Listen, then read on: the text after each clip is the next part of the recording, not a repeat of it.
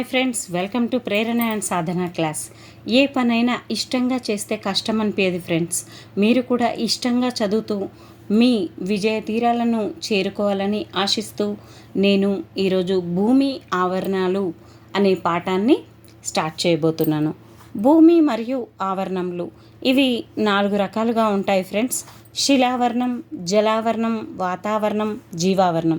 శిలావరణం అంటే భూమిలో ఘనీభవించిన పొర లేదా గట్టిగా ఉండే పై పొర ఇది.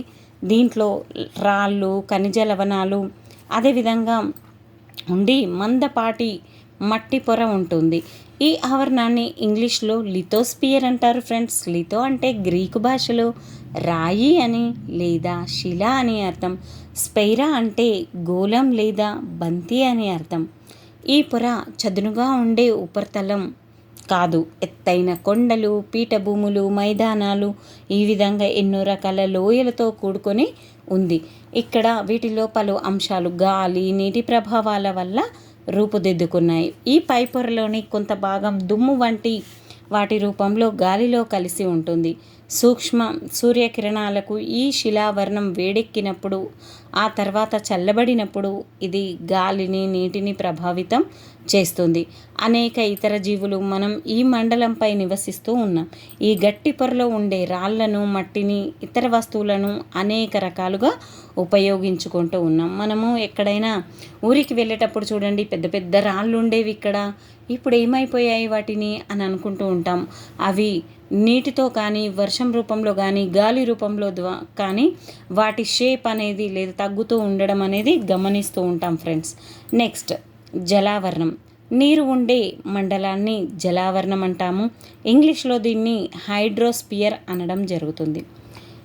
ఇది నీరు అనే అర్థం ఉన్న హ్యూడర్ అనే గ్రీకు పదం నుంచి రావడం జరిగింది. ఇక్కడ మనకి నీళ్లు అనగానే నదులు, చెరువులు, సముద్రాలు, మహాసముద్రాలు వంటి జలాశయాలు అని గుర్తుకు రావడం సహజం. వీటికి నీటిలో కొంత భాగం భూమి లోపలి పొరల్లో రాళ్ల మధ్య కూడా ఉంటుంది. దీన్ని భూగర్భ జలం అంటారు ఫ్రెండ్స్. నెక్స్ట్ వాతావరణం. భూమి చుట్టూ ఉండే సన్నటి గాలి పొరను వాతావరణం అంటారు. ఇంగ్లీష్లో దీన్ని అట్మాస్ఫియర్ అంటారు. అట్మాస్ అన్న ఈ గ్రీకు పదానికి ఆవిరి అనే అర్థం ఫ్రెండ్స్.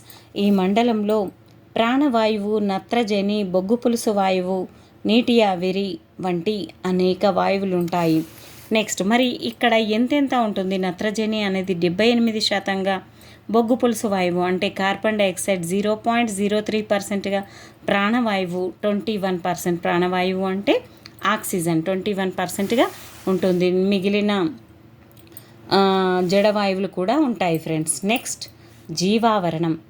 గాలిలో ఎంతో ఎత్తున, సముద్రాల్లో ఎంతో లోతున ఉండే ప్రాణులు, బ్యాక్టీరియాతో సహా ఉండే ఆవరణాన్ని జీవావరణం అంటాము. ఇంగ్లీష్లో దీన్ని బయోస్పియర్ అంటారు ఫ్రెండ్స్. జీవం అన్న అర్థం ఉన్న బయోస్ అనే గ్రీకు పదం నుంచి వచ్చింది. ఇప్పటివరకు మనం చూసిన ఈ పదాలన్నీ కూడా గ్రీకు వర్డ్స్ నుంచే వచ్చాయి ఫ్రెండ్స్.